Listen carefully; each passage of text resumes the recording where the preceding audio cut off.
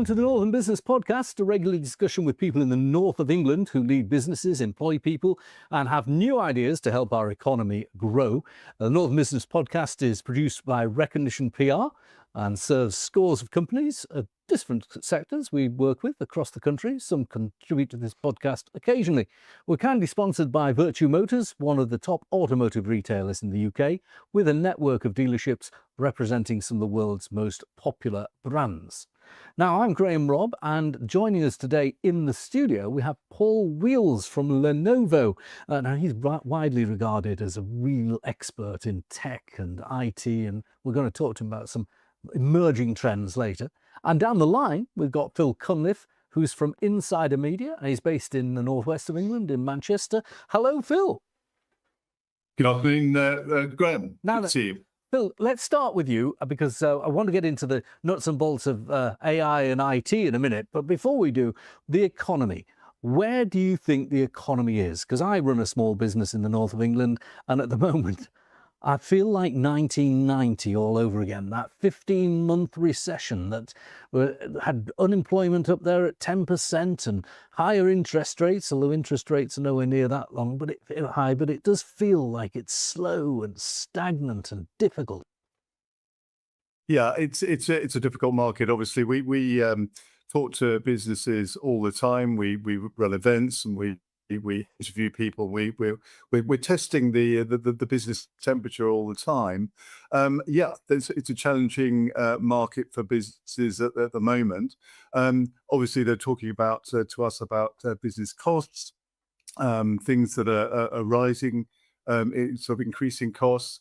Recruitment issues are still to the fore. Skills shortages right across the board. Although I have to say, here in Manchester, it's a bit of an eco-climate in the sense that lots of people are moving into Manchester, and the economy is booming here. But I suspect that's not the case across the rest of the north so much. I think that's right. There are hotspots, aren't there? I suppose Central Leeds is a hotspot to a certain extent. Leeds and Central Newcastle too. I'm sure there are some positives to have around. Everything's SME funding, of course, is something that is being talked about a lot. But everything's leading towards the autumn budget, though, Graham. I'm sure that's on your as a business owner on your radar, and Paul as well. What it might contain, what impact this will have on businesses across the north. For example, there's talk about reforming business rates, increasing corporation tax, and of course more potential hikes in national insurance, and potentially on the other side there's some potentially good news in terms of incentives on green initiatives and the adoption of new technologies, AI in particular. And I know you're going to talk to Paul about AI. So I think there are some positives, but there's caution to be had across the business community, I think. Whenever I have a business meeting in the last few weeks, and here we are at mid-late October, so a month before the budget. Of course, it should be next week, of course, because it was the end of October last year. It's a 13-month year, of course. I don't think if I paid my tax on 13-month basis, it'd be very good.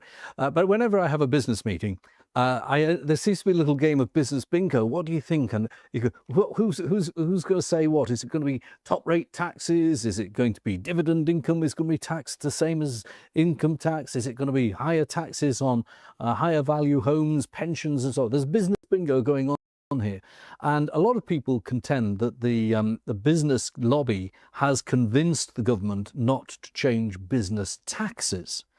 But I contend that all tax is business tax. But if you want to tax the wealthy, then they're not going out there buying British-built Range Rovers. If you want to tax people who are going to have a family, they may not be buying their kids a brand new laptop. You know, it will, taking money out of the economy from whatever sector is transferring it from private consumption to public consumption. And there's no way around that. Yes.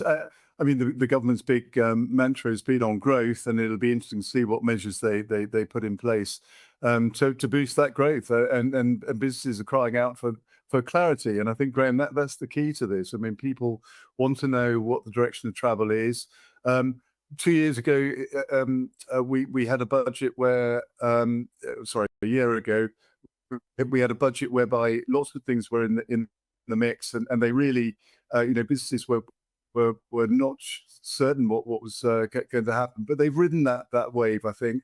So I think there's cautious optimism that whatever the government throws at businesses, they will be resilient and overcome them. We've heard talk of entrepreneurs saying they want everything, and I suspect some might do, but equally, I've been speaking to business advisors who have had conversations with business owners about this sort of thing, and really, well, they've had the conversation. None or very few are making that step. So I think there's still a lot to go for here, and I think the government would be wise to listen to businesses and take on board what they say. So it's all to play for in November. Well, I've been in business 38 years, and in those early days, 1988 to 92, those first 4 years in business, the second 4 of the 2 for the 4 years, the second 2 of the 4 years were in the 1990 recession. And I felt that it was very, very hard, but actually real entrepreneurs, people who really cared, stuck with it, nose to the grindstone, and those businesses were stronger as a result of the stress testing of being new businesses during a recession. And they lived by better disciplines. Also, I have to say that recession ended because of a major change in government policy. We left the ERM and interest rates fell. Whether we're getting a major change in government policy is another matter. Paul, what is your take on it? We're getting into your products in a minute, but what is your take on what Phil's just said? I think there's obviously a bit of fear. We are going through quite a difficult time. But I think out of those, you get a lot of innovation, and we're seeing that. We're seeing a lot of businesses starting to adopt different ways of working, as you said, and being able to look at how they can adopt technology to really maximize and be very operational efficient.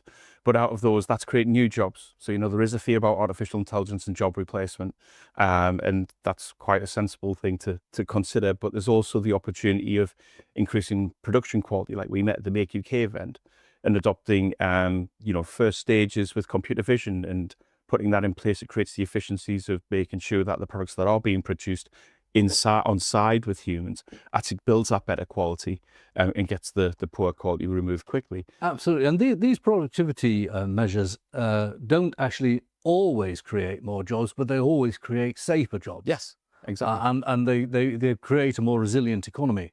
Now, let's look at the issues of more jobs, because Phil quite rightly highlighted geographical hotspots, but there are sector hotspots. Where I'm based on Teesside and in the northeast of England, which has now unfortunately returned to higher unemployment, your sector is a hotspot. If you can code, if you've got half a bit of intelligence on the IT field, you can definitely get a job. Is that too strong a phrase? I think actually it's even evolved from that. I think Jensen from NVIDIA's even said, those that can code want to be looking to be more sort of solution thinkers rather than hard coders. Intelligence can code for you. Right. They even teach me to code. You don't need to be able to. You just need to put in your problem statement, learn how to do prompts with artificial intelligence, talking about the solution that you're looking for and how that will be built, and then it can build the code for you to do it. So then, they're then really pushing forward with evolution, with the innovation side of technology. That it's more about critical thinking now and being able to do that where much more creative thinking as well, which people find more enjoyable in jobs as well. So the whole landscape's changing, and it's quite an exciting time. And it's actually creating roles for people who, I've spoken to a few young people who have no coding background, but they've been learning from AI, using ChatGPT and the like, on how to build solutions with the problem statement they have and sort of dig deep in the conversation with it to then start to think about how you build it out. And they have a little bit of an idea of a website or an app which might be needed, and it can help them build that.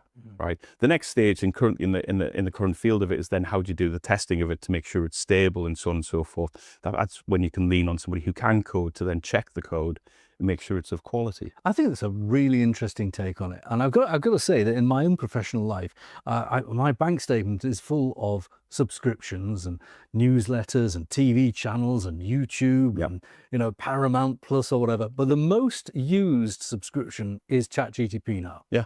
Do you use it? I'm in an industry that we're little bit wary of AI and the use of ChatGPT because it's potentially a threat to a lot of jobs in the industry. But yeah, listen, it's a fact of life, AI now, and certainly in certain industries, I know we speak to a lot of law firms actually, and they're using AI right to sort of cut and strip across lots of the sort of legwork that they have to do, and so it's obviously labour saving, and but as long as there's a human oversight to it all, I'm sure Paul will agree with that. Then it's got to be the future, and I don't think we should shy away from that. Yeah, in fact, it's what I talk about in my book that I wrote. Yes, but we must plug the book in a moment. I tell you what, Leon, here's a quick clip of some recent AI that's doing the rounds on YouTube and TikTok. You can see the quality of the pictures that AI is able to produce in a creative setting. London, you feel that groove? I'm in the booth tonight. Here comes the drop. Let's ride. That's Michael Jackson there doing his thing, or is it? No, it's AI Michael Jackson, and he's getting a following on his own. Now, you make and sell at Lenovo equipment, hardware. The type of equipment you need to make that kind of video, you need the access to the AI, but you also need the real quality box. Well, I mean, yeah, I mean, for things like that, you've got loads of different choices on how you do that. And we don't just do the hardware, you know, we do everything from mobile, we do from pocket to cloud, which means mobile phone, Motorola brand, laptops, PCs, servers, edge servers, and then right into infrastructure in cloud infrastructure and data centers like the likes of OpenAI who do ChatGPT. It's about where you want to place the data for it to be the best and safest for. You know, there's a big drive of data sovereignty, which is really creating a bit of a growth spurt in the industry where, you know, manufacturers are wanting to have their data rather than the cloud with a big hyperscaler. They're actually having it in their own data center again. So then they've got full control of that data with it. With the likes of creating things like that video content, you can use things online with different GPTs, or you can take the open source code from that and host it yourself with a fairly high-end PC to run it on.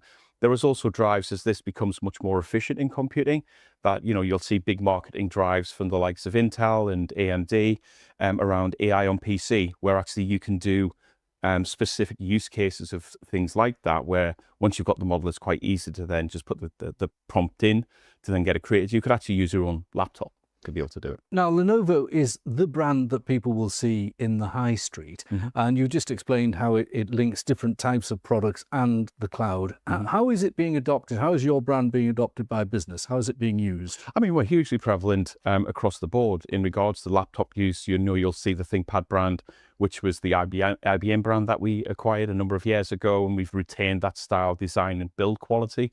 So you'll see that. You've then got the server business, which again evolved from the IBM acquisition as well. And as I mentioned, we've got the hardware infrastructure in large data centers as well. And you're positioned all over the world. It's not just we are a global company. Tell us about the global presence. Yeah, we're a global company, as I mentioned, through an acquisition of IBM, part of IBM. We managed to get that global scale a number of years ago, about 25 years ago. We have our manufacturing in the US. We have manufacturing in Hungary for Europe, and we're also building a massive new factory in Riyadh in the Middle East as well. Fantastic. Now, let's bring it down to the north of England. You've been very well known in the different elements of information technology in the north of England. You've decided to take your skills to Lenovo. How are you using them and relating it to the trifecta of, what does he say, business, government and education? How are you doing that? The triple helix model. So my role as principal consultant at Lenovo is actually building business and technology frameworks for global system integrators for scale. So we take solutions of partners of ours. Some of those are small businesses like AI Innovators, a program we have that have 80% of a solution with artificial intelligence, that then the system integrator can then go and implement and do the 20% for that business. And then obviously we provide the infrastructure that runs on. And so doing that globally.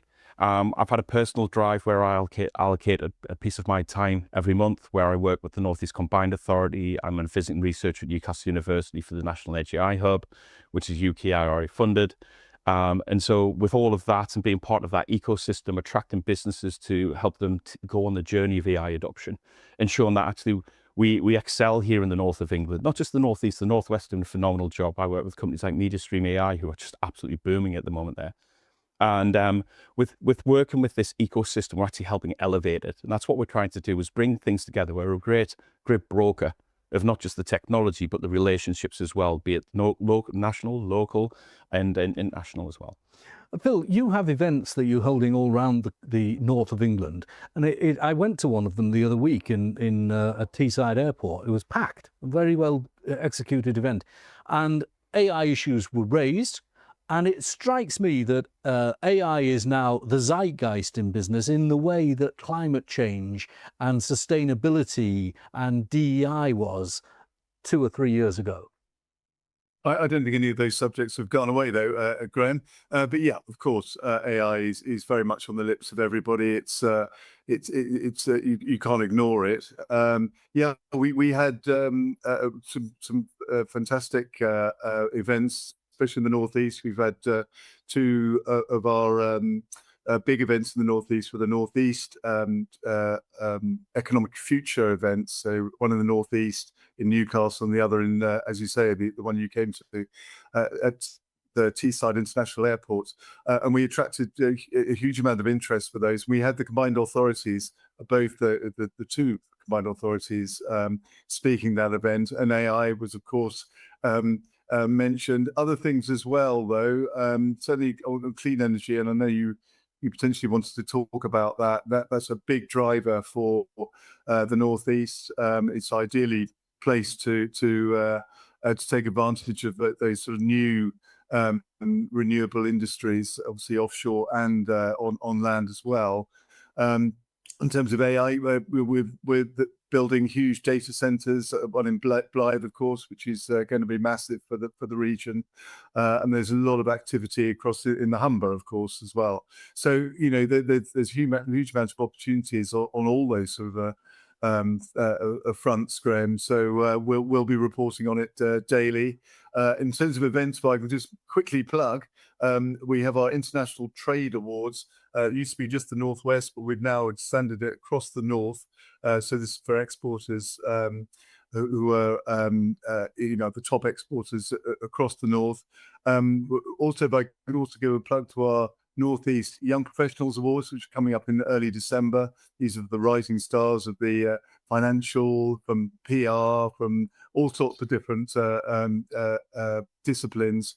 And of course, the other thing to mention, if I can, Graham, is we've expanded into Scotland now, just over the border. We're doing a lot of events in Glasgow and Edinburgh. We've launched our Scotland Dealmakers Awards and the Made in Scotland Awards, our manufacturing awards. So lots going up on over the border as well. But yeah, we'll keep on reporting. It's worth following you and getting onto that newsletter every morning from you, because it really does provide really good insight. Now, you talked about sustainability and power, and we've been talking about AI, and power is where they both meet. I was in America in July visiting my daughter there, and she lives in Pennsylvania, and there's Donald Trump.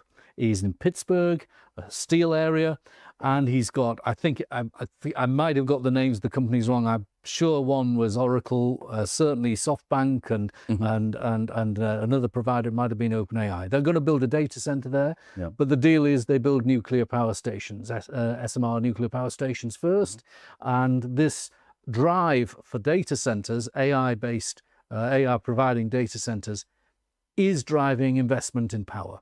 And clean power at that. And the same is true in the northeast of England, at Teesside particularly. So the drive for power is critical. On American television last week, Jensen Huang, the chief executive of NVIDIA, was saying that the onshoring of chip making from the Far East to America and the provision of data centers was absolutely determined on American power as an energy, and the way Trump's going for that. Do you see the two linked in this way, Paul? In the current format of and requirements of it, yes, because the GPUs are very power hungry. It's one of the reasons why not only as Phil mentioned with the fantastic investment from QTS Blackstone and Blythe, which is an absolutely massive data center and a huge coup for the region. But then you've also got the recent announcement with the AI growth zone, which the catalyst of that was the Cobalt deal with the Nscale that are coming to the region with OpenAI, which is going to be an inferencing data center, which is a smaller one. The reason why they've done that is because of the renewable energy that we've got coming in off the North Sea, but also the subsea fiber cable we've got coming in from across from Holland as well. So we've got the data connectivity come through, which is another big requirement, as well as the infrastructure side. And it does put the east of England in a very big advantage, because transmitting power from wind turbines in the North Sea down to the southeast and southwest of England is expensive on a grid, isn't it? So you lose it where you've got it. There is, but there's some really interesting, yet again, problems create innovation, right? So there's really interesting, innovative ways of creating energy. There's a data center that's been planned in Scotland that's going to use buoys to generate the energy to power that. Power up. Yeah, exactly. You know, there's a friend of mine that I went to school with that had a subsea one with underwater turbine that ran from the currents and stuff. So there are other alternatives to creating massive nuclear power stations and so on and so forth as well, right? But there is the power need. But the thing in my personal view is I have a diagram that I've recently put together of sort of like a pyramid showing that you've got the hyperscalers at the top. But what I show is through the design of it is that the job creation from going from hyperscale data center, data farm, closer to the point, some call that far edge. And then you've got edge computing. So that's little servers, smaller servers, actually in factories and stuff close to the point of the data. So then you distribute it out, that the power requirement sort of distributes as well. So depending on the type of compute, depends on the power requirement. The server isn't dead, is it? It's by no means dead. And the security issue, we saw AWS, Amazon Web Services having this problem this week. And, you know, if you're running a small business, you sometimes don't want it all on the cloud. Resilience, right? Yeah, absolutely. Yeah, exactly. And I think that's one of the positive drives with data sovereignty as well, of that distribution of what data you have in the likes of the hyperscales. And there's definitely a need and use for that. But then when there's other data that you've currently got held there, which actually you could be hosting it yourself, that your OPEX, CAPEX side of things changes, that you actually own that infrastructure. And therefore then, and we actually do a system called payment system called TrueScale that helps you break it through to CAPEX, that you own those servers yourselves and you host them yourselves, and we'll help manage them with partners for it. So then you've got that sort of distribution so that you're not completely wiped out when something goes down with a partner like that. Yes, my own business does that, exactly right. And it's also because sometimes you want the data in your own premises. Look, Phil, it's been great talking to you today. Insider Media people, do subscribe. You can get the newsletter free, can't you, in your inbox every morning? I've got that right? Yep, you can. Yeah, free to subscribe, insidermedia.com. I encourage everyone. And it's set up nationally, but also regionally. So, so you can get the stuff that is relevant to you. Now, Paul, this book you've got is a great book. I've seen it. You speak about it regularly at different events. And by the way, if you want someone who knows his stuff on this kind of thing, invite Paul to speak. What's the book called? It's called The Human Loop. The Human Loop. And I'm sure you can get it on Amazon. You can. It's available on Amazon. It's also available on iBooks. You can get hard copy or soft. The book came from frustration of working from telemetry, machine to machine, IoT, through to edge computing, through into automation with an autonomy with AI, about actually we need to build out the ecosystems. And that's where opportunity of job creation comes from, is by building these ecosystems so we can cross the chasm. But it's also talking about responsible AI and about having that human in the loop, hence the title, The Human Loop. And making sure that we keep control of things rather than just, letting things go out into the ether and putting ourselves at risk. Well, I'm grateful you've both come on. Great guests today on the Northern Business Podcast. If you want to join us, do get in touch via LinkedIn is the easiest thing. Graham Robb and Recognition PR. In the meantime, thank you to my producer, that's Alex Dryden, and my technical operator today, Robin Campbell. Thank you very much.